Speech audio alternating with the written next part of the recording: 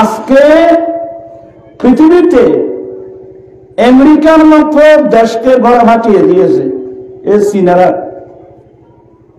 চীনের মানুষ ওরা পরিশ্রমী, আর হইলাম যে আলজিয়া মানুষ।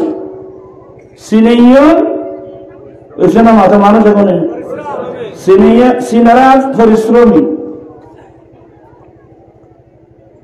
চাইনিজ হোটেলে খানা কোনোদিন খেয়েছেন? চাইনিজ উচলত খানা খাইয়ে না রোয়া, এটা তোমার কেউ লেগে চলুন। ওইখানে চামচ আছে, ওইখানে বর্তন আছে, ওইখানে গ্লাস আছে, ওইখানে কি আছে, তোমার যা লাগবে তুমি নিয়ে খাবে। ওখানে দেওয়ার কোনো সিস্টেম নেই।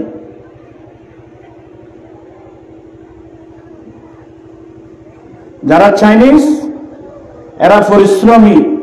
আজকের পৃথিবীর গোটা মার্কেট ওরা দখল করে নিয়েছে, জানেন? ওরা পরিশ্রমী। ওরা ছোট ছোট ছেলেদেরকেও কাজ শিখায়। পরিশ্রমে দান আসবেই। আর আল্লাহ আমাদেরকে কি জন্য বানিয়েছেন? আরাম করার জন্য না? লা উকসিমু বিহাযাল বালাদ ওয়া আনতা হিল্লুম বিহাযাল বালাদ ওয়া ওয়ালিদিন ওয়া মা ওয়ালাদ লাকাদ খালাকনাল ইনসানা ফী কাবাদ। আল্লাহ 6টি কসম করলেন। কয়টি কসম? এই মক্কা শহর থেকে আরম্ভ করে আল্লাহ 6টি কসম করে বলছেন যে লাকাদ খালাকনাল ইনসানা ফী কাবাদ, নিশ্চয় আমি মানব জাতিকে কষ্টের মধ্যে বানিয়েছি। ফিল কাবাদ মানে আই লিল মুশাক্কাত, আমি মানব জাতিকে কষ্টের ভিতর বানিয়েছি, কষ্টের জন্য বানিয়েছি। আপনারা আমার দিকে কি আছেন? তোমার আপনি কি আছেন? আর তারা নেই। আল্লাহ আমাদেরকে বানিয়েছেন কষ্টের মধ্যে, কষ্ট করার জন্য, পরিশ্রম করার জন্য। আরামাই চললে আল্লাহ আর না বানাবাই, আল্লাহ আর বানাই দেয় পরিশ্রম করে ফেললে, কষ্ট করার জন্য। কোরআন হাদিস তো বলেন নাই। নজরুল কি বলছেন জানেন? দুঃখ যাদের জীবন গড়া তাদের আবার মাথা খাগরে যায় দেখালে, তাদের আবার দুঃখ কিসের? দুঃখ যাদের জীবন গড়া। একটু কি চিন্তা করছেন? আল্লাহ আমাদের, আচ্ছা আমাদের ফ্যাক্টরি কোথায়? মানুষের ফ্যাক্টরি কোথায়? সাবান ফ্যাক্টরি আর সার ফ্যাক্টরি না, মানুষের ফ্যাক্টরি কোথায়? আল্লাহ আমাদেরকে বানিয়েছেন আমার মায়ের গর্ভের ভিতর। এটা একটা কঠিন জায়গা। গর্ভ বুঝলেন? আল্লাহ আমাদেরকে বানিয়েছেন মায়ের গর্ভের ভিতরে, যেখানে কোনো দরওয়াজা জানালা বলতে কিছু দেখা যাচ্ছে না। কিভাবে আল্লাহ আমাদেরকে বানিয়েছেন? 10 মাস 10 দিন কোথায়? আর কেন অরাল দিও, কেন হস্ত দিন? 10 মাস 10 দিন পর্যন্ত কোথায়? মায়ের গর্ভে, পেটের ভিতর। আমরা আহার কোথায়? মুখ দিয়ে না, নাভি দিয়ে আমাদের আহার। আল্লাহ খাওয়াইছেন, খানা খানা ফিট করেছেন নাভি দিয়ে।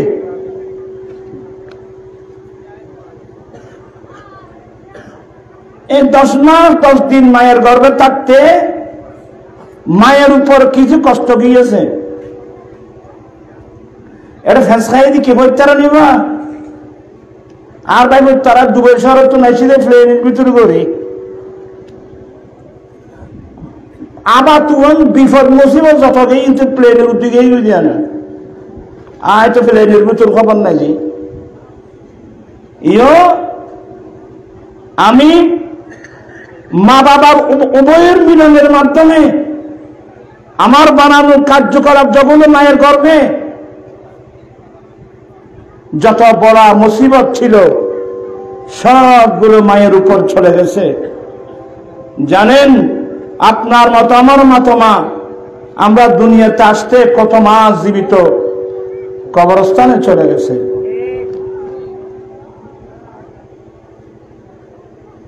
তো যাই হোক এই চিন্তা আমরা চিন্তাশীল মানুষ নই। আহার হলেন যে বাপ্য মানুষ, এগুলো হলো চিন্তাশীল মানুষের খোরাক, জ্ঞানী মানুষের খোরাক। আল্লাহ আমাকে কোরআনই বানিয়েছেন। এই 10 মাস 10 দিন পর্যন্ত মায়ের গর্ভে ছিলাম। চন্দ্রগ্রহণ সূর্যগ্রহণ সবাই ঘুমাচ্ছে, গর্ভবতী মহিলার চোখে ঘুম নাই। কারণ গর্ভ অবস্থায় যদি মেয়েরা যদি বিশ্রাম করে গর্ভ কি হয়ে যাবে, নষ্ট হবে। আমরা সবাই ঘুমাচ্ছি, মায়ের চোখে কি নেই, ঘুম নাই। আর আরো কি, যেদিন আমরা মায়ের গর্ভ থেকে আসবো এটা তো মৃত্যুর সাথে লড়াই করা, কি যে কষ্ট। কোন মনোযোগ সহকারে শুনবেন। আমার জন্ম কষ্টের ভিতর, আমি আসলাম কষ্টের মধ্য দিয়ে, দুনিয়াতে আসার পর আরো কষ্ট।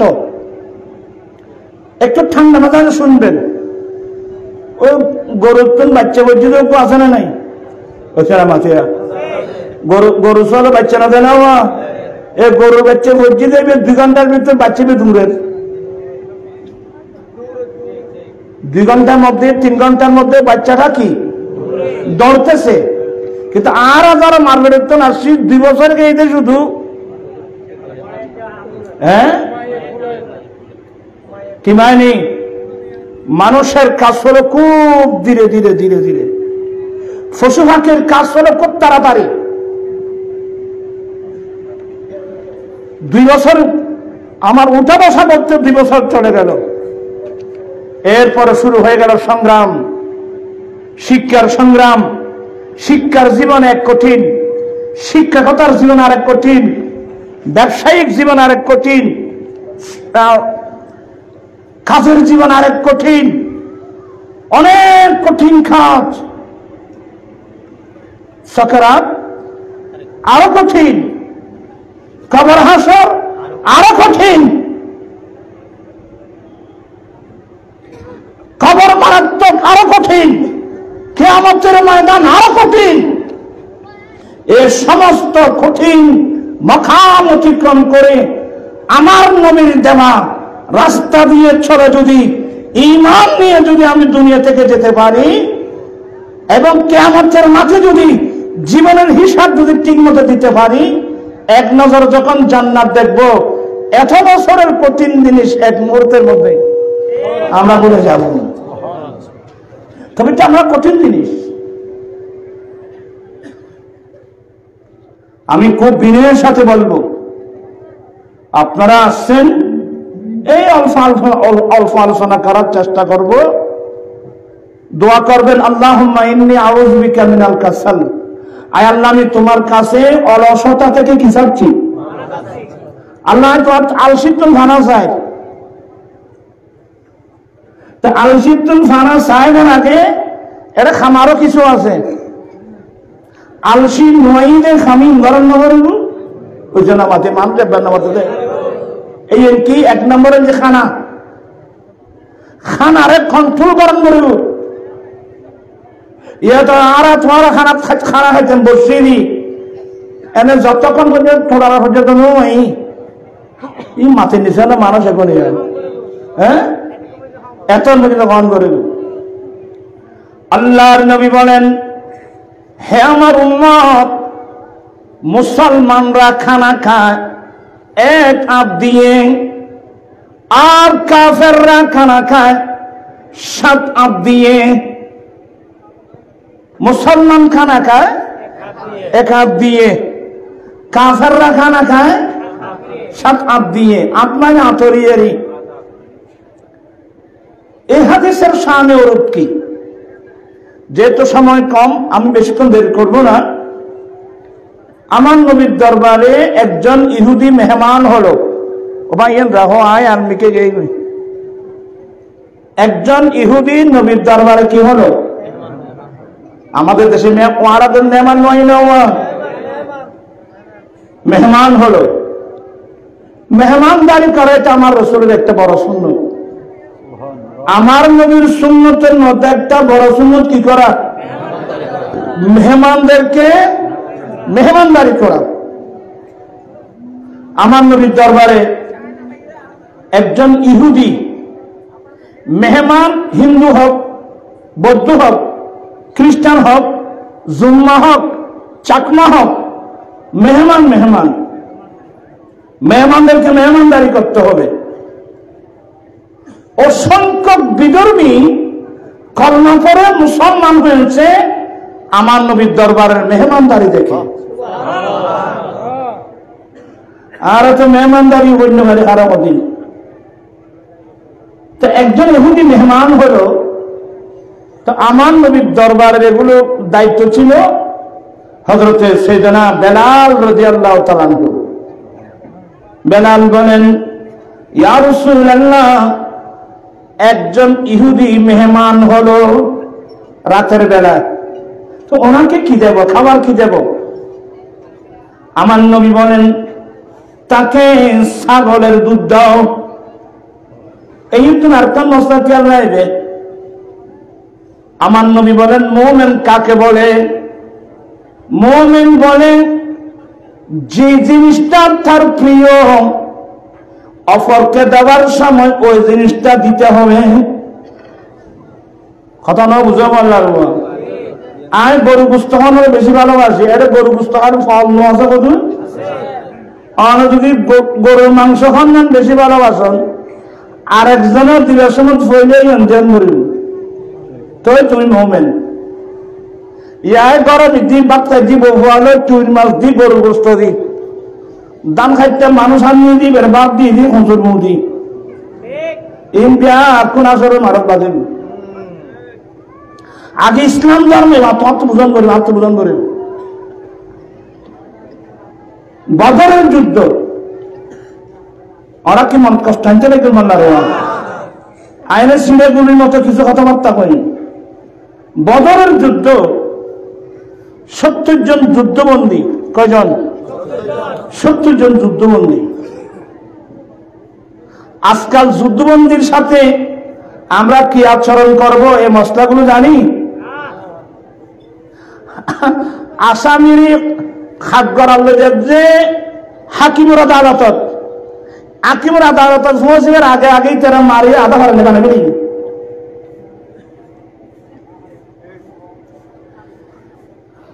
আর কঠিন আছে না রব, আসামির গত আট দিবের ক্ষমতা তোমার দিয়ে হলে এনে এগুলো শিক্ষারা আপনারা আইন হাতে নিবেন না। ইভেন মুখের বলি বাইবেল আইন হাতে তুলে নিবেন না, এগুলো মুখের বলি, বাস্তবতা ভিন্ন। নিজের জীবনকে ধোঁকা দিচ্ছি আমরা, জাতিকে ধোঁকা দিচ্ছি আমরা।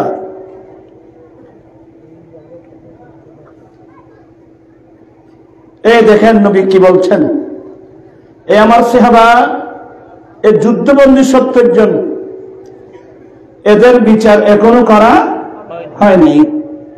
আমার নবী বন্টন করে দিলেন, তোমার নেতৃত্বে 2 জন থাকবে, তোমার মাতাহাত 3 জন থাকবে।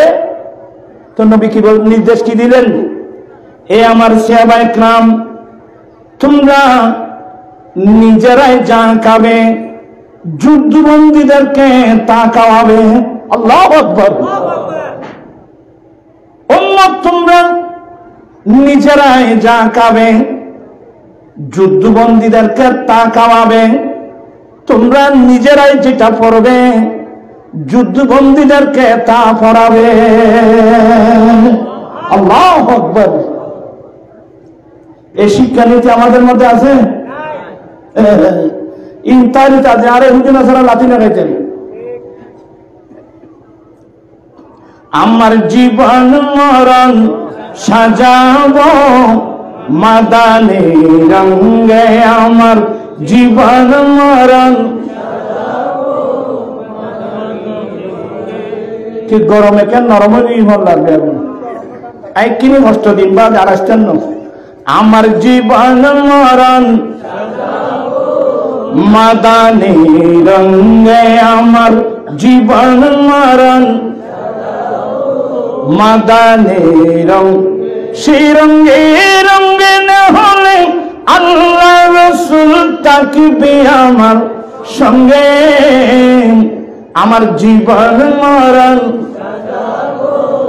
মাদানি, আমার জীবন আমার মরণ আমি সাজাবো মাদানি রং দিয়ে। মাদানি রং অর্থ হলো আমার দয়াল নবীর সুন্নাত দিয়ে। আমরা নবীজির সুন্নাত দিয়ে আমরা আমাদের জীবনকে সাজাতে চাই কি চাই না? এগুলো হলো মূল, এই ওয়াজ নসিহতের মূল কারণ। আমার আজিজ শাহাবুদ্দিন একজন দুবাই প্রবাসী, আজকের মাহফিলের যিনি আয়োজনকারী, ওনার আব্বা মরহুম আলহাজ হুসাইন আলীর পরিবার বর্গে উদ্যোগে আজকের এই মাহফিল, বিশেষ করে আমার ভাই আলহাজ শাহাবুদ্দিন, এই যে খোশ আসছিল আজিজের আমি মোহাম্মদ শাহাবুদ্দিন, সবাই দোয়া করবেন আল্লাহ যেন তার ব্যবসা বাণিজ্যের মধ্যে যেন আল্লাহ কুচি কুচি বরকত দান করেন। ওনার উসিলায় তো আজকের এই আলোচনা। যাই হোক, আমি কি বোঝাতে চাচ্ছিলাম, মুমিন কাকে বলে? আপনি আমি যে খাবারটা নিজে ভালোবাসি আরেকজনকে দেওয়ার সময় ওইটাই দিতে হবে, এটা আমার রাসূলের সুন্নাত। যেহেতু আমার নবী নিজে ছাগলের দুধকে ভালোবাসতেন, ওরা কেন খেয়ালকে জিনিয়ে নেওয়া ফলরে ছাগলের দুধ খাওয়াইতে চেষ্টা করছে। ছাগলের দুধ জাল দিতে হয় না, এনে দোয়াইয়ের বিসমিল্লাহ করি পান করা, শুধু খাওয়া। আর অবস্থানে এক এক ছাগলের দুধ, ছাগলের দুধ ব্রেনের জন্য অত্যন্ত গুরুত্বপূর্ণ। ব্রেন আর কেউ যদি দুধ পান করতে স্বপ্নে দেখে, বুঝবেন যে এই লোকটা মহাজ্ঞানী হবে, এই ব্যক্তি বড় মুহাদ্দিস হবে, মুফতি হবে, ওলি হবে। মেরাজের রাত্রে ইমাম বুখারী শরীফে কিতাবুল আশরিবা, এখানে সাপ্তার আছে। আমার নবী বলেন, আমি মেরাজ রজনীতে যখন ফিলিস্তিনের ইলিয়া, কি নাম? ফিলিস্তিনের একটা জায়গা ইলিয়া, আমি যখন ইলিয়া পৌঁছে গেলাম, জিবরিল আমার সামনে 2 পেয়ালা নাস্তা দিলেন। এক পেয়ালার মধ্যে দুধ, আরেক পেয়ালার মধ্যে শরাব। এটা বুখারীর হাদিস, কিতাবুল আশরিবা। জিবরিল আমার সামনে 2 পেয়ালা নাস্তা দিলেন, এক পেয়ালার মধ্যে কি, আরেক পেয়ালার মধ্যে। আমি নবী উভয় পেয়ালা দেখলাম। ফাখতারতুল লাবানা, আমি দুধের পেয়ালা টেনে নিলাম, দুধ পান করলাম। আমার নবী দুধের পেয়ালা টেনে নিলেন, শরাবের পেয়ালার দিকে আমার নবী হাত মুবারক পর্যন্ত বাড়ান নাই, ঠিক কিনা?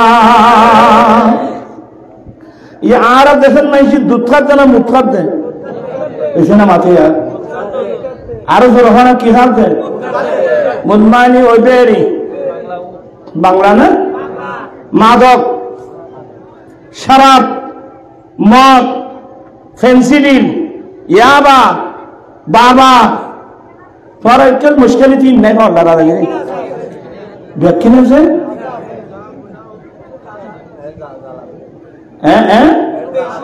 আজ এখন আল্লাহ তুলে দিদি আয় এলে জন্মতে পাই তোর আরো নজিনত দে।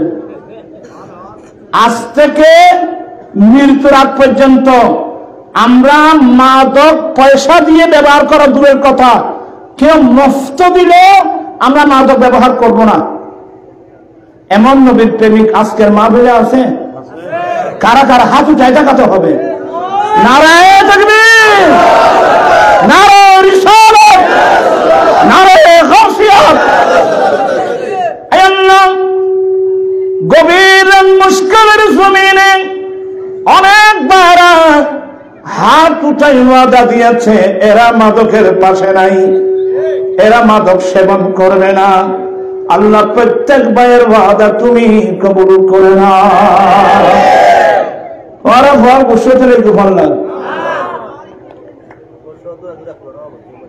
আইন গুণাগার আজ 16 বছর এই যৌতুকের বিরুদ্ধে মাদকের বিরুদ্ধে আন্দোলন করে যাদের 16 বছর এমনিতে দেখুন তোরা বড় বড় রাজনীতিবিদ এনে গোটা মাঠ ছাড়াই ফেলার এত অত রাজনীতিবিদ এই সমাজ তুমি যৌতুক বন্ধ করেন, মাদক বন্ধ করেন, ইন কি আইন মোল্লার কাজ না সরকারের কাজ? আইন নিজে দায়িত্ব নেই, মানবতাবোধ আছে বলি আজ 16 বছর আন্দোলন। এই মুশতারিদ গুলি গুলি সহ না হাজার হাজার গরিব করে মেয়েরা উপযুক্ত, যৌতুকের কারণে বিয়ে শাদী ঘরে থাকতে তুই কে হয় দিতে রায়া কষ্ট না তোরা হয় আজকে তুই যৌতুক বন্ধ আয় জামালারও হয়ে দি আমাদের খাতালে বেয়ারি দিয়ে দেন কি জামাল হই খবরদার খুশি না লাইন দিয়ে ফেরাই নাও দে রে। হ্যাঁ আচ্ছা যাই হোক, মানুষের জীবনে বোধ ভুল আছে হবা আর তো কি বললেন। তবে আমি জানি ভুলই বললাম, কিনলে বললাম আজকে নারী জাতিকে আমার রাসূল যে সম্মান দিয়েছেন, আর মা আছে তো নারী জাতি মানে আমার মা আছে না? আমার মা না থাকলে আমি দুনিয়াতে রাখতে পারতাম। যে নারী জাতিকে আল্লাহ এবং আল্লাহ রাসূল এত বড় সম্মানিত করলেন, আমরা সেই নারীর জাতির সম্মানের জন্য আমরা টানাটানি করতেছি।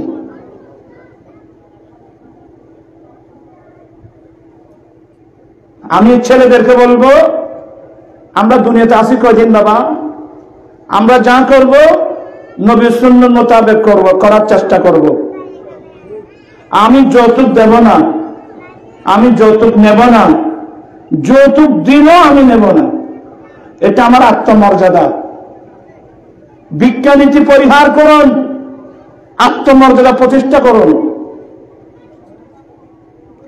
আয় সময় দেরি অত দেরি বুঝে হাদিস আমি বুখারীর গো লম্বা হাদিস ফিরতে মনে যদি আয় যদি সুযোগ হয়, আত্মমর্যাদা হারা হয়। জানিয়া ফলে পরীক্ষা দেন না, ওইখান আমার দেখা ফলে পরীক্ষা দেন না, এটা বহুত ফলে নকল করে ওইখানে মাথায় বহুত ফলে সক্ষম দেখি। তো যারা আত্মমর্যাদা বুঝে তারা নকল করত না, তুই নকল দিলেও করত না, এর নাম আত্মমর্যাদা। আজ প্রয়োজনে পরীক্ষার নীতি ফেলি জমবে, আয় নকল করতাম না, কেউ নকল দিলেও করতাম না, এর নাম আত্মমর্যাদা। তুই যাই হোক, ওরা মত কষ্ট ইন্টালেক্ট নাই দেখি। তোরা ফল যারা বিয়ে শাদী না করো, আপনারা যারা বিয়ে শাদী করেন নাই, আমি আপনাদেরকে অনুরোধ জানাবো, বিয়ে করবেন নবীর সুন্নাত মোতাবেক। বিয়ের আগে নিয়ত শুদ্ধ নিয়ত ঠিক করবেন, কারণ ইন্নামাল আমালু বিন্নিয়াত, সমস্ত কর্ম নিয়তের উপর নির্ভর। বিবাহের নিয়ত কি? বেয়াদবি মাফ করবেন, সুন্দরী বউ নিয়ে এনজয় করা নয়, সুন্দরী বউ নিয়ে এনজয় করা নয়, পয়সা স্বামী নিয়ে এনজয় করা নয়। বিবাহের মকসদ হল আল্লাহ, বিবাহ তোমার দয়াল নবীর একটা সুন্নাত, বিবাহ তোমার নবীর একটা সুন্নাত। আমি তোমার নবীর সুন্নতটা পালন করার জন্য, কারণ আল্লাহর নবী বলেন আন-নিকাহু মিন সুন্নতি, বিবাহ আমি রাসূলের সুন্নাত। ফামান রাগিবা আন সুন্নতি ফালাইসা মিন্নি, যে আমি নবীর সুন্নাত এড়িয়ে চলবে সে আমার উম্মত নয়, আমি তার নবী নই। বিবাহ আমি নবীর একটা সুন্নাত। প্রাণ পিছনে ভাইরা, বিবাহ করবে নবীর সুন্নাত পালনের উদ্দেশ্যে, এক নম্বর। দ্বিতীয় নম্বর, আল্লাহ আমি জানি আমি আমার ছেলে সন্তান কোথায় পাবো। আল্লাহ তোমার নবীর সুন্নাত মোতাবেক শাদী করে স্ত্রীর সাথে মিলন করব, এই সিস্টেমে তুমি আমাকে ছেলে সন্তান দান করবে। মাওলা, আমার নিয়ত হলো আমি বিবাহ করছি তোমার নবীর সুন্নাত পালনের উদ্দেশ্যে। দ্বিতীয় নম্বর হলো তোমার নবী বলছেন মানুষ যখন মারা যায় আমল বন্ধ হয়ে যায়। তিন প্রকার মানুষের আমল মারা যাওয়ার পরেও চলতে থাকবে।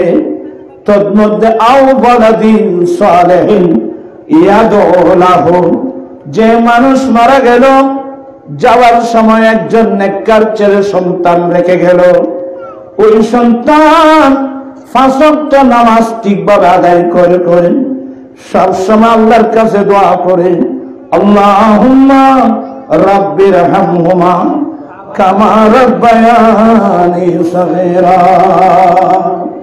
যে ছেলের দোয়ার দ্বারা আমি মারা গেল কিয়ামত পর্যন্ত আমার আমলনামা চালু থাকবে। এই দুই উদ্দেশ্যে আমি বিয়ে করছি। এক নম্বর হলো তোমার নবীর সুন্নাত পালন, দ্বিতীয় নম্বর তোমার পক্ষ থেকে একজন দুজন নেককার ছেলে সন্তান পাওয়া। এই নীতি যদি আপনি বিবাহ করেন, আল্লাহর কসম করে বলবো আপনি জীবনে কোনোদিন যৌতুক দাবি করতে পারবেন না। যৌতুক মানে, যৌতুক শব্দের অর্থ হল বিবাহের আগে, বিবাহের সময়, বিবাহের পরে বরপক্ষ কন্যা পক্ষের কাছে অর্থ দাবি করা, খাবার দাবি করা, ফার্নিচার দাবি করা।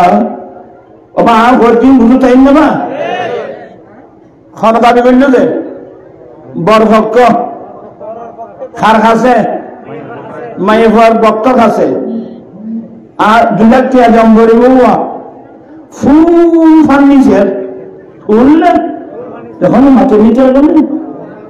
সেগুন গাছের না মদর গাছের? সেগুন গাছের কষ্ট রায় দেখি বাজায় আর বাদ করুন 300 না 300 তো 1000 500 তো বড় যাত্রী। আমি আমার এখানে বাপসাচার বয়স্ক, এখানে বাপসাচার বয়স্ক অনেক মুরব্বী আছেন, হয়তো আমার কথায় অনেকে মনে কষ্ট পাবেন। আচ্ছা, আমার রাসূল শাদী করেন নাই? আমার নবী কি কন্যা পক্ষের কাছে খাবার দাবি করেছিলেন? ফার্নিচারের দাবি করেছিলেন? টাকা দাবি করেছিলেন? আপনি দাবি করলেন যে এটা বেদাতের সাইয়্যা, হারাম হারাম হারাম।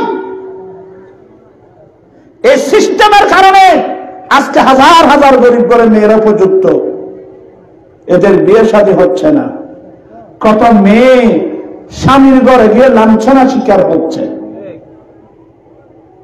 আমি আমার ছেলেদেরকে বলবো যারা এখানে আসছেন, কেন আমরা কি নবীর সুন্নাত মোতাবেক বিয়ে করতে পারি না?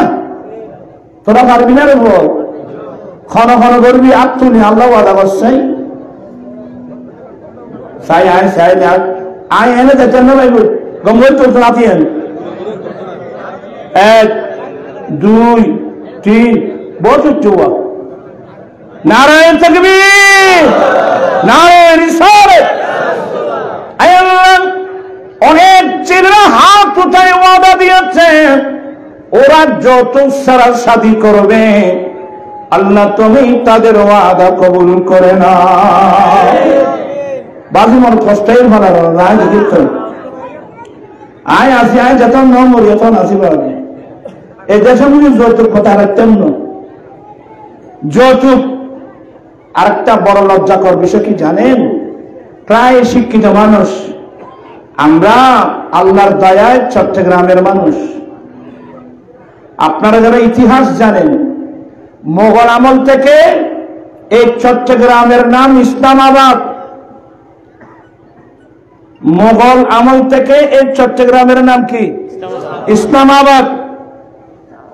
আমি যখন নর্থ বেঙ্গলে যাই, পঞ্চগড়, দিনাজপুর, রামপুর, বগুড়া, নীলফামারী, খুলনা, সাতক্ষীরা, বিভিন্ন জায়গায় যায়। এখানে তো এর মানুষের তো এর মারা দুজন বেশি, একদম বেশি তো আলেম ওলামাও থাকে। ওখানে যখন যাই, যখন আমি বক্তব্য রাখি যৌতুকের বিরুদ্ধে, তখন অনেক বলে হুজুর আমাদের এখানে এই যৌতুক কথাগুলো নেই। তখন আমি লজ্জায় ভেঙে পড়াই, আল্লাহ আমি চট্টগ্রামের মানুষ, এই চট্টগ্রামের ঐতিহাসিক নাম ইসলামাবাদ। আজকে সেই ইসলামাবাদের মধ্যে যৌতুক পাতা, কুপাতা, মাদক পাতা ঢুকে গেছে, আর যেখানে থাকার কথা সেখানে যৌতুক পাতা নেই। এই লজ্জা আমরা রাখি কোথায়?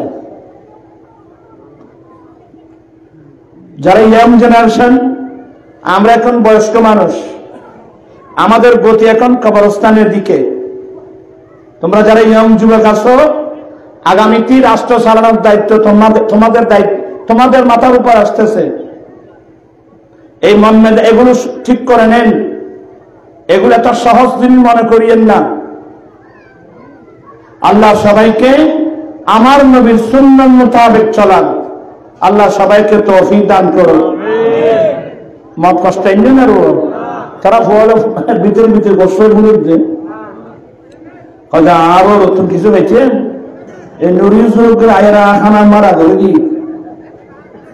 শোনো বাবা, আমি দুবাই, আবুধাবি, মাস্কাট, কাতার, সৌদিয়া, বিভিন্ন আরব কান্ট্রি ঘুরছি। আমি আরব কান্ট্রি ঘুরে ঘুরে আমি তথ্য নিয়েছি। এখানে কি আরব কান্ট্রিতে তা কেমন ছেলে আছে না? আমার সাহেব কই? এই তো শাহাবুদ্দিন আছে, জিজ্ঞেস করবেন। আরো অনেক ছেলে আছে যারা আর অবস্থানে থাকো, ওখানে বিয়ে শাদী হয় না? কথা বলছেন এখানে? যে ক্লাবে বিয়ে হয়, বিয়ে আগ্রহ মসজিদে, যে ক্লাবে বিয়ে হয় খাবারের ব্যবস্থা করা হয়, বরপক্ষ কন্যা পক্ষ উভয় পক্ষ আসে, খানা খায়, কিন্তু হল ভাড়া থেকে আরম্ভ করে সমস্ত খাবার বিলগুলো পেমেন্ট করে কে? ছেলের পক্ষ। বরপক্ষ কন্যা পক্ষের 1 পয়সাও খরচ করবে না। বড় দুর্ভাগ্যের বিষয়, বাংলার জমিনে এত বড় আলেম ওলামা থাকতে দেখা যায় সব খরচ খার মাথারও, মেয়েবার মাথারও। পাঁচজন হতা পর্যন্ত খাই, 40 জন জোড়া হয়ে খাই, বলেতে সাথে খাই, ইতে বলে বেড়াচ্ছে কিন্তু সোরা বেড়ানি আর কতুম মার লাগি। বেআই মাথানি হয় বেআই জুটি আর কতুম দিই, বেআই মাথানি হয় আর কতক্ষণ দিই। ইতের বোন জামা আসি দুবাই শহর ইতের হলো আর কতুম দিই। খরবান যখন আসি ছাগল দাও, গরু দাও, মোষ দাও, মোষ দাও। এখন সেদিন যে গঠি হদ দাও ইনকেশনের তো আসছে তোমারা তারা পুষিয়ে গিয়ে আসি এই সিস্টেম ইন দূরম করবে না। আব্দুল হবে এখন সিস্টেম ইন্দিরাম করবে না। এখানের নাম হইলে বেদাতের সাইয়া, হারাম হারাম হারাম। আর হুজুর হলে মিলাদুন নবী বেদাত করে, এই আরাম ঈদের করতে না, জিম বেদাত ইন বেদাত করতে না। বুঝছেন? আল্লাহ ন দেখুন আল্লাহ নজম হব না। আল্লাহর ঘর খানায় কাবা সুন্নত রুত আসেনি মাইবুল আর কেসের ইমালা করে বলিবে, বুখারী হাদিস ইমালা করে বলিবে। আল্লাহর ঘর খানায় কাবা পর্যন্ত ইব্রাহিম আলাইহিস সালামের সুন্নতের উপর নাই। কোয়ান্টি করতে মানে আর হুজুর হলে এরম শরীয়ত বই বই ইয়েন সুন্নত ইয়েন বেদাত ইয়েন সুন্নত ইয়েন বেদাত আগতে বাইবত আল্লাহর ঘর খানায় কাবা সুন্নত রুত আসেনি। খানায় কাবা সুন্নত হলো বেনাই ইব্রাহিম হলো দৈর্ঘ্যের মধ্যে 30 হাত, প্রস্থের মধ্যে 22 হাত, উপরের দিকে 9 হাত আসেনি। খানায় কাবার দরওয়াজা দুইটা, একটা পশ্চিমের দরওয়াজা, একটা পূর্বের দরজা। দরওয়াজা কিন্তু উপরে নয়, দরওয়াজা কিন্তু নিচে। হাতিমে কাবা, এটা খানায় কাবার বাইরের অংশ না, এটা খানায় কাবার আল্লাহর খানায় কাবার ভিতরের অংশ। আর হুজুর তারা মোহতম সাত তারা যারা আছে ইন হলদিন হইনি আল্লাহর খানায় কাবা আনছে, নবীর সুন্নত রুত নাই, বেদাত আগে ইন ওয়াজ হলদিন বুঝছো না। আগে আগে মুলচিক করো ভাই, মুলচিক আগুন ঠিক হয়েছিল। ওই আর লাইব্রেরি নিতে হাদিস বুখারী হাদিস ব্যাখ্যা করছে এর মধ্যে সমস্যা হচ্ছে এবং সব সারা ওয়ার্ল্ডের আলেমার কাছে অনুদান আদি ব্যাকুল সোচ্চার ওই সৌদি সরকারের চাপ সৃষ্টি করো, অনতিবিলম্বে খানে কাবাকে তার মূল সুন্নতের উপর ভিত্তির উপর নিয়ে আসা হোক। খান মির্জা বাজারে বসতে সঙ্গে এই বদল বুঝছো না।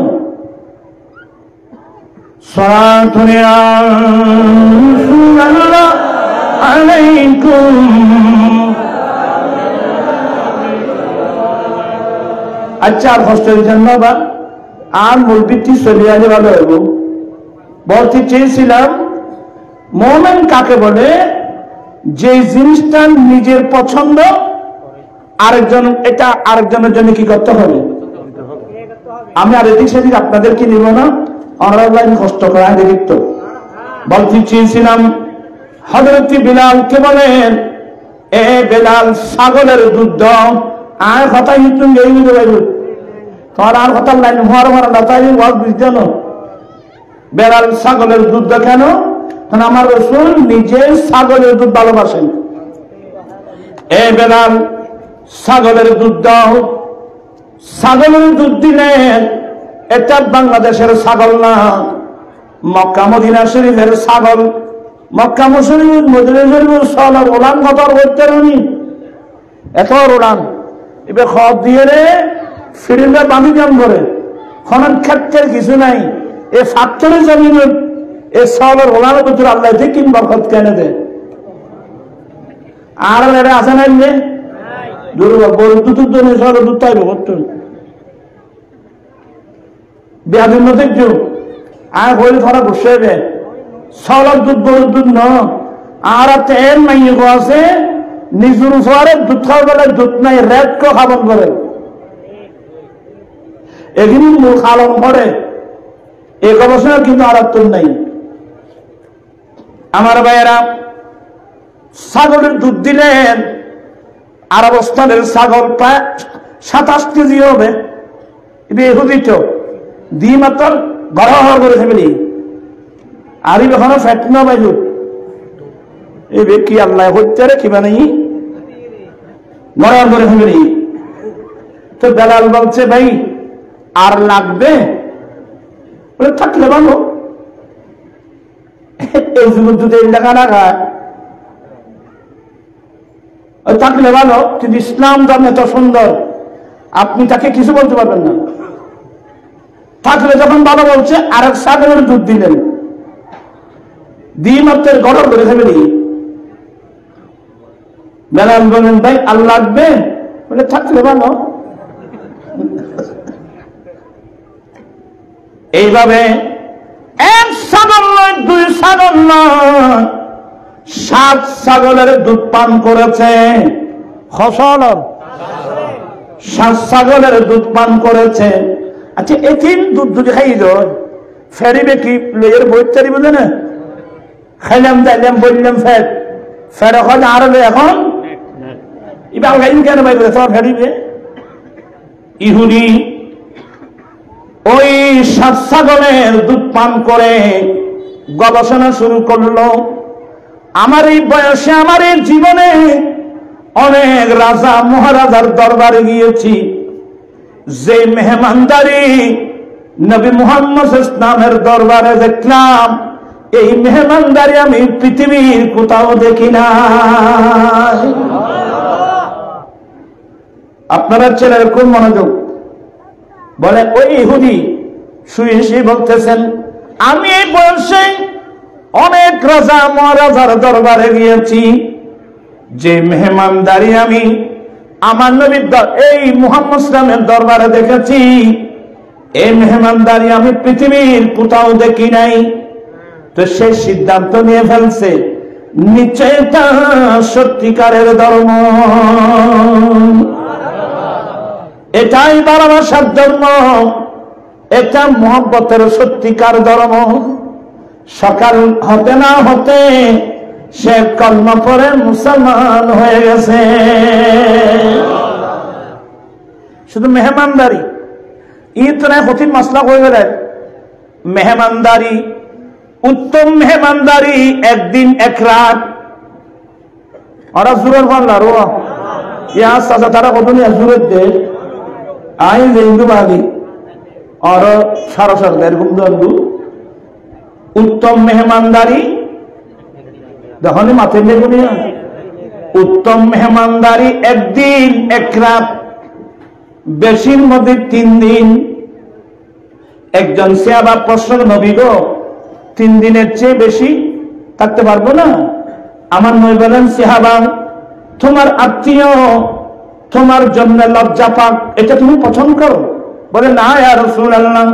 বলে যদি না হয় তোমরা 3 দিনের চেয়ে অতিরিক্ত আর কোথাও মেহমান হবে না। ওর বাড়ির যে কতদিন তাইলে বেশি যখন মুশকিল মানুষের মাথের নিচে না আর বাইরে হতে চমৎকার কথা কই 3 দিন তাইলে খাস শব্দ করল। এরা আর কত মানুষ আছে ওর বাড়ির যা কতদিন দোকানে মাথে নিয়ে জামাল ওর বাড়ির কতদিন আসিলে এর ঘুরে থাকে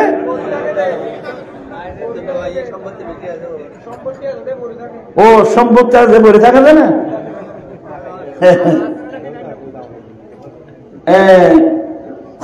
কদিন বেশি কদিনে বা 3 দিন। এই মশলাগুলো কি মনে থাকবে? ওয়াজের মধ্যে শুধু এর আইবে কেন ই শিখম বলবো। আমার ভাইয়েরা সকালবেলা ইহুদি কলমা পড়ে মুসলমান হয়ে গেল। একটু মনোযোগ লাগবে। যখন মুসলমান হয়ে গেল সবাই খুশি, আমার দয়াল নবী খুশি। ইয়া রাসূলুল্লাহ নাস্তা কি দেব? বলে ছাগলের দুধ। ছাগলের দুধ নিয়ে আসলেন। আমার দিকে আছেন আপনারা? ছাগলের দুধ নিয়ে আসলেন, পেয়ালা নিয়ে পেয়ালার মধ্যে করে নিয়ে আসলেন। নিয়ে তার হাতে ওই লোকটার হাতে দেওয়ার আগে বলছেন, ভাইয়া গতকাল তুমি ছিলে ইহুদি, আমি তোমাকে দুধের পেয়ালা দিয়ে দিয়েছি, তুমি তোমার ইচ্ছা মোতাবেক পান করেছো, কিন্তু আজকে যখন আমার দয়াল নবীর কলমা পড়ে মুসলমান হয়েছ, এখন থেকে নিজের ইচ্ছা মোতাবেক চলার কোন সুযোগ না। এই বিশ্বের মুসলমান যারা আমরা নবীর কলমা পড়েছি, আমরা আমাদের ইচ্ছা মোতাবেক কাজ করার কোন সুযোগ নাই। আমরা কাজ করব আল্লাহ এবং আল্লাহর রাসূলের বিধান অনুযায়ী। বিসমিল্লাহির রহমানির রহিম ইয়া আইয়ুহাল্লাযীনা আমানু ইন্নাল্লাহা আশতারা মিনাল মুমিনিনা আনফুসাহুম ওয়া আমওয়ালাহুম বিআন্না লাহুমুল জান্নাহ। আল্লাহ বলেন, হে মুমিন বান্দা, নিশ্চয় আল্লাহ মুমিন বান্দা থেকে তার দুটো সম্পদ কিনে নিয়েছেন জান্নাতের বিনিময়ে। আল্লাহু আকবার। কিসের বিনিময়ে? বাংলাদেশি টাকা নয়, ডলার নয়, রিয়াল নয়, দিনার নয়, দিরহাম নয়, জান্নাতের বিনিময়ে। আল্লাহ নিজে ঈমানদার থেকে, মুসলমান থেকে দুটো সম্পদ কিনে নিয়েছেন জান্নাতের বিনিময়ে। একটা ঈমানদার মুসলমানের জান, আর একটা ঈমানদার মুসলমানের মা। আমরা যারা মুমিন মুসলমান, আমাদের মেমোরিতে থাকতে হবে আমার জানের মালিক আল্লাহ, আমার সম্পদের মালিকও আল্লাহ। আমি বিক্রি করে দিয়েছি জান্নাতের বিনিময়ে। আচ্ছা, বর্তমানে জিনিসটা আমাদের কয়জনের মেমোরিতে আছে? আমার কিন্তু বুঝে আসবে। আমরা যদি বলি এখানে মসজিদ করা হচ্ছে, মসজিদের মধ্যে 1 ঘন্টা জায়গা দান করো, এই ফল তোমরা বাবু বসো, তোমরা ঠিকভাবে বসো, মসজিদের জন্য 1 ঘন্টা জায়গা লাগবে। হয় যে জায়গার দাম যেভাবে বাড়ছি, এনে নুরিচার খবর বলি, এনে জায়গায় এনে নে দেখুন এম না 1 ঘন্টা। তোমার আর 1 ঘন্টা কত? শহরা না না, 1 ঘন্টার দাম কত করছি দেখুন, মাথে নিন উগই না মাথার দিন আর বুঝতে না, তাই বুঝে পারলা করতে পারি। তোরা দর যায় দেখছো 1 খরা 30,000, তাহলে 130, 1,80,000 শুধু 1 ঘন্টার দাম। আরো অন্য জায়গার মধ্যে আরো বেশি নেওয়া আছে। মার মাঝে দাম এনে নরিচার খবর বুঝে না, মসজিদের দিবে না। আর ভাই মাদ্রাসা করছে না, মরহুম আলহাজ হোসেন আলী না বড় মুশকালি দেবাঙ্গাপাড়া হুসাইনিয়ে কাদিরিয়ে তাহেরিয়া মাদ্রাসা, নবীন মাদ্রাসা, মাদ্রাসা মধ্যে 1 ঘন্টা জায়গা দান করো না। খজিন কথা করতে না, 1 ঘন্টা জায়গা দান করতে বলতেন বলো তো। আসলে প্রাণ পিছনে বেরা, আমার সম্পদের মালিক আমি নই, আমার সম্পদ বিক্রি হয়ে গেছে আল্লাহর হাতে, আমার জানটা পর্যন্ত বিক্রি হয়ে গেছে। আচ্ছা, আমি মাদ্রাসা যদি ওই 1 ঘন্টা জমিন দিবেনি, তুই আরো ফিরে দিলে দেরি। কিন্তু যখন আজরাইল আলাইহিস সালাম আসবে জানটা নিয়ে যাওয়ার জন্য, একটু খালি হাতে ফিরে দিতে পারবেন? বহর করবেন। আমরা যারা মুমিন মুসলমান, প্রত্যেকের মেমোরিতে রাখবেন আমার জানের মালিক আল্লাহ, আমার সম্পদের মালিক আল্লাহ।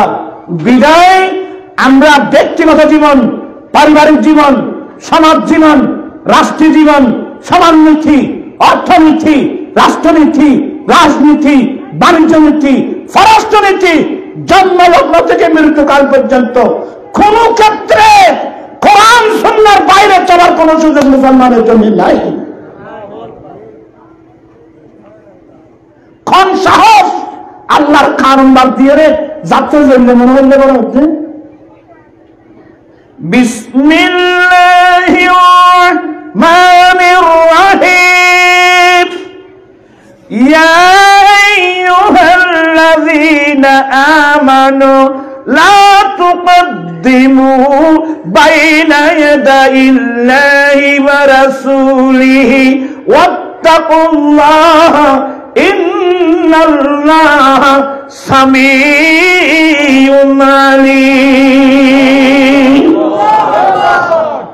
এই মুমিন বান্দা, এই বিশ্বাসীর দল জীবনের কোন ক্ষেত্রে আল্লাহ এবং তার রাসূলের আগে বাড়বে না।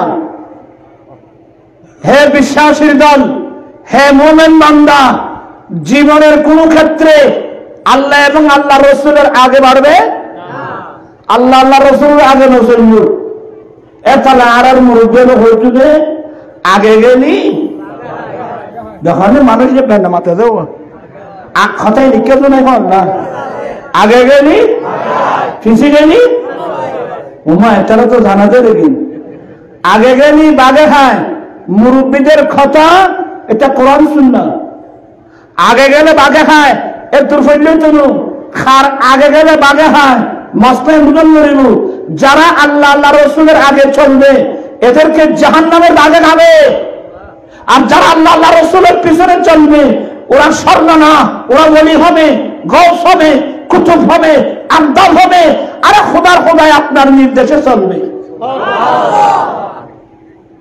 আজ এরা বেজুতের জীবায়ুত আর তো আল্লাহ আল্লাহ রসুল ফিসি মিশি নেই আর বেগুন খাবি লইয়ে নেই আল্লাহ আল্লাহ রসুল খাম ছাড়া গেল আর মুরব্বিয়াল আর কথা বলতো এবার কি হয়তো মুসের বাদ যদি টেনটা নিলি যখন মাথি নেবে না মাথু দিতে মুসের বাদ যদি টেনটা নিলি আর আরে এহুদি হরান না এগুলো মশা ইহুদি নাসারা এমনি মশা আর হরার কাম কারণ আর রসুলের যে শরীয়ত তরিকতর সীমানা দিই আর সীমানা তুমি বাইরে গিয়ে গই তাহলে আর হরার দেয়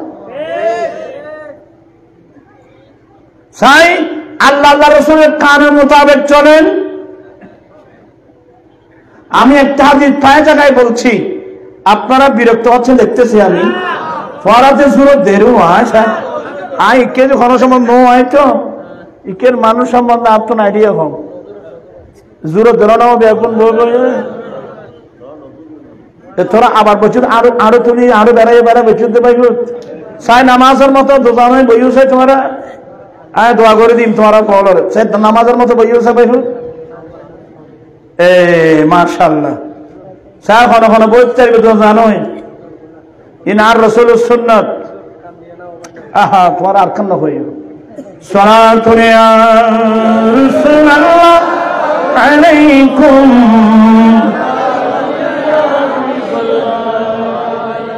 আয় বহুবার বয়ান করছিলেন ননরা আমার নবীর একদল মুজাহিদিন জিহাদ করে কালমার পতাকা উড্ডীন করার জন্য গিয়েছিলেন রোম শহরে কোন শহর কোরআন শরীফ একটা সূরার নাম আছে সূরাতুর রুম এই রোম শহরের নামে সূরাতুর রুম আমার নবীর নির্দেশে একদল মুজাহিদিন জিহাদ করে কালমার পতাকা উড্ডীন করার জন্য রোম শহরে গিয়েছিলেন ওই রোমী সৈন্যদের হাতে আমার নবীর একজন সাহাবা অ্যারেস্ট হয়ে গেল হযরতে সফিনা তো ওরা অ্যারেস্ট করে বন্দিশালায় নিয়ে গেল রাত যখন গভীর হলো গভীর রাত হযরতে সফিনা রোমী সৈন্যদের বন্দিশালা থেকে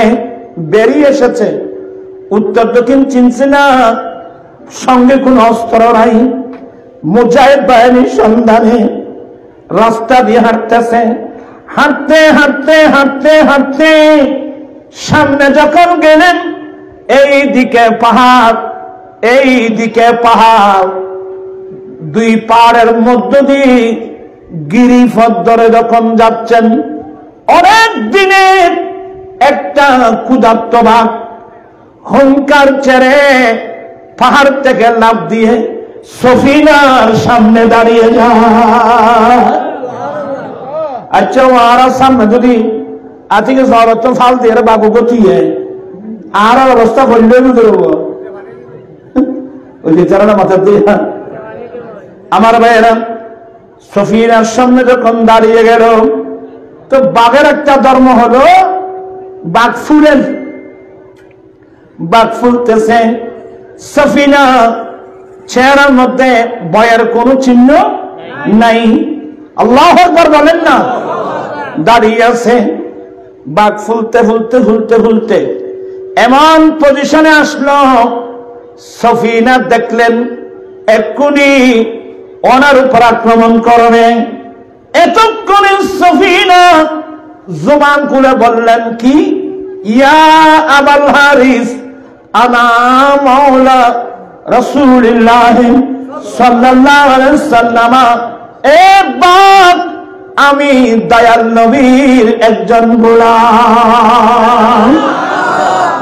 আল্লাহু আকবার বললেন না? এবার আমি দয়াল নবীর একজন গোলাম। হাদিস কিন্তু সংক্ষেপ, অর্থ ব্যাপক।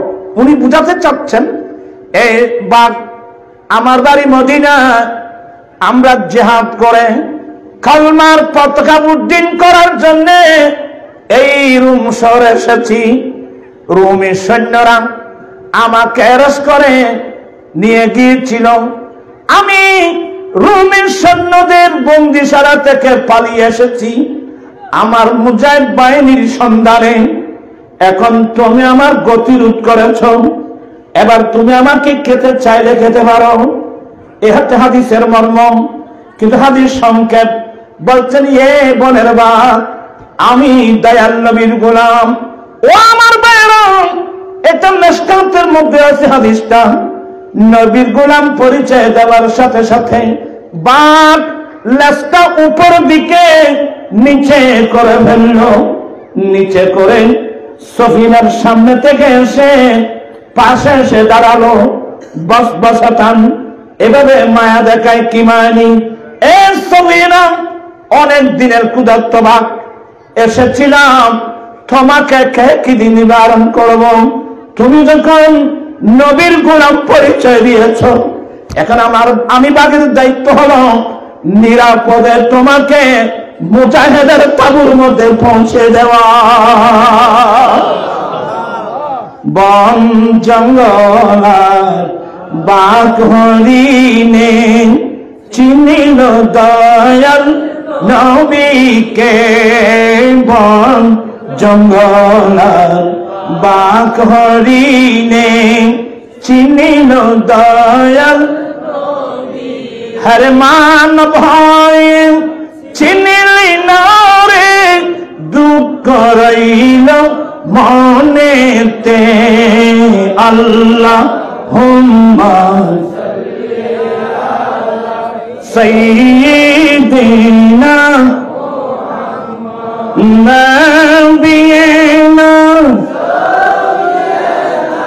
মাওলানা। ওরা কেন নরমিক ইংরেজি যায় দেখতো আয়ার হস্ত দেন ভালো চলবে। হ্যাঁ, আল্লাহ তুমি দয়া কর, নসিব কর মদিনা। আল্লাহ নসিব কর হরে নবীজিকে না দেখাইয়া কবর দেশে নিও না। আল্লাহুম্মা সাইয়্যিদিনা নবিয়িনা।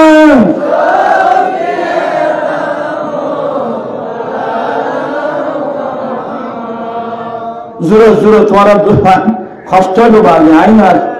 হ্যাঁ,